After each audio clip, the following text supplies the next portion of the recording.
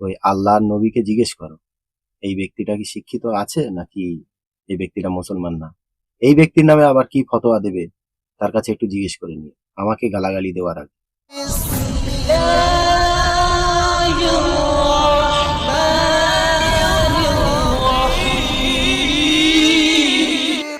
আসসালামু আলাইকুম বন্ধুরা, আমার নাম মোহাম্মদ আব্দুল হাবিব আর আপনারা দেখছেন হাসিম মিডিয়া। আজকে আমি আপনাদেরকে একটা জারদ সন্তানের ভিডিও দেখাবো। জারদ সন্তান মানে বোঝেন তো?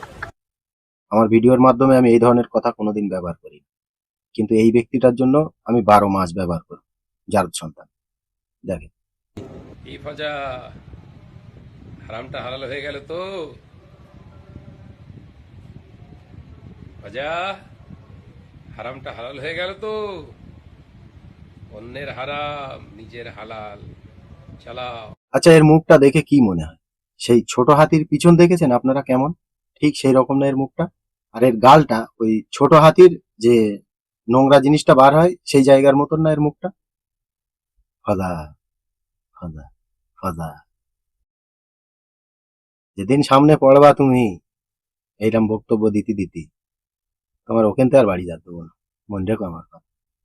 যে পার্টিতে যাওয়ার কারণে মাতিন সাহেবের নামে এত গালাগালি, এত নোংরা নোংরা ফতোয়া বাংলার কিছু বেঈমান মুনাফেকরা দিচ্ছে, চলেন সেই পার্টির পরিচয় আমি দেবো না, একটা আলেম দেব।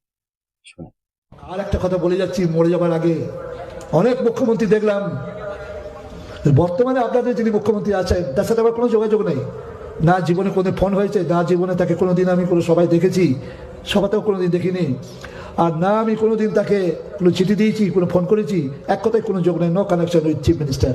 হিন্দু মুসলমানকে সমান চোখে দেখা এটা এক অদ্ভুত ব্যাপার। সমান চোখে দেখা, কীরকম সমান চোখে দেখা?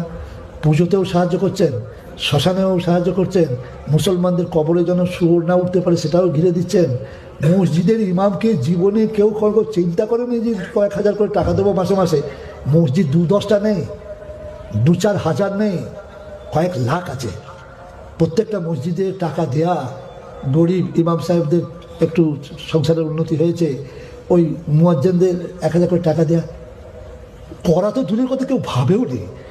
মেয়েগুলো ছেলেগুলো, হিন্দু মুসলমান ছেলে মেয়েগুলো পড়বে, তারা যেন খেতে পায়, একটু ডিম দিয়ে ভাত খেতে পায়, তারা যাতে একটু খেয়ে মানুষ হোক, আর লেখাপড়া হোক না, খাবার জন্যই তারা যাচ্ছে, ফলে লেখাপড়া তাদের ভেতরে ঢুকে যাচ্ছে, সব সাইকেল দিচ্ছে, জামা কাপড় দিচ্ছে, খাওয়াচ্ছে।